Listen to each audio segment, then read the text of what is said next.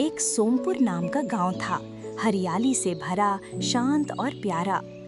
वहां रहता था रघु, एक मेहनती किसान।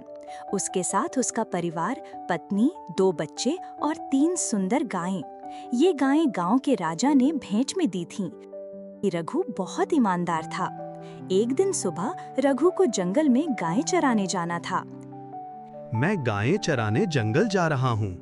मेरा दोपहर का खाना मत बनाना, मैं शाम तक लौट आऊंगा।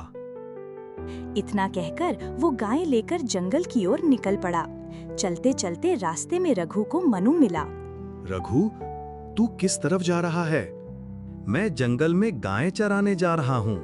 रघु, तू जंगल मत जा, बारिश का मौसम है, कभी भी बारिश आ सकती है।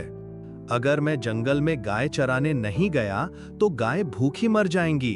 तो ठीक है ना? मनु गांव की ओर चला गया। गांव में सब लोग चौराहे पर बैठे थे। मनु वहां जाकर बैठ गया। मनु, तू किस तरफ से आ रहा है? नाथा काका, मैं खेत की ओर से आ रहा हूँ, लेकिन मुझे रास्ते में रघु मिला था। वो कह रहा था कि जंगल जा रहा है गाय चराने। अरे, बारिश का मौसम है, रघु को जंगल नहीं जाना चाहिए था। अगर अचानक बारिश आ गई तो?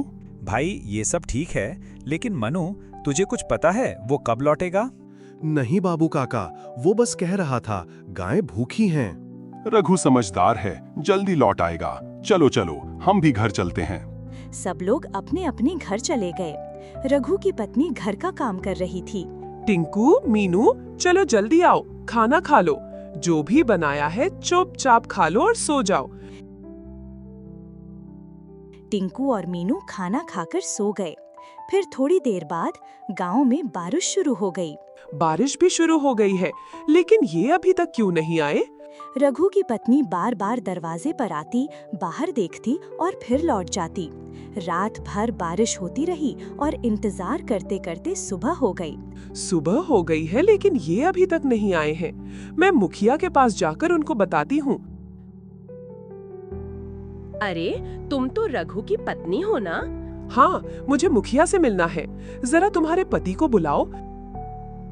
अरे जरा सुनते हो, कोई तुमसे मिलने आया है।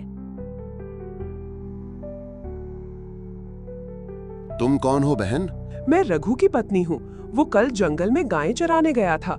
बोला था शाम तक लौटूंगा, लेकिन सुबह हो गई, अभी तक नहीं आए। हमें रघु को ढूंढना होगा।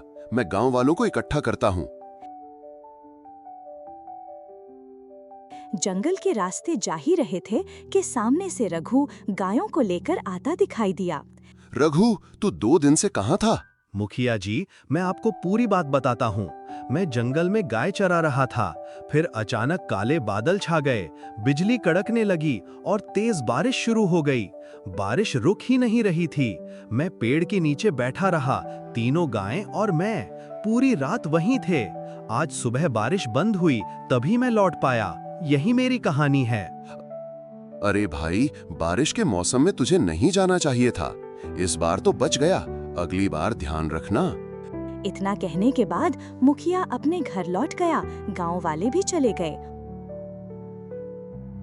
तुम्हें अंदाजा है मुझे कितनी चिंता हो रही थी? मैंने तो रात का खाना भी नहीं खाया। और रघु अपने परिवार के साथ घर लौट आया।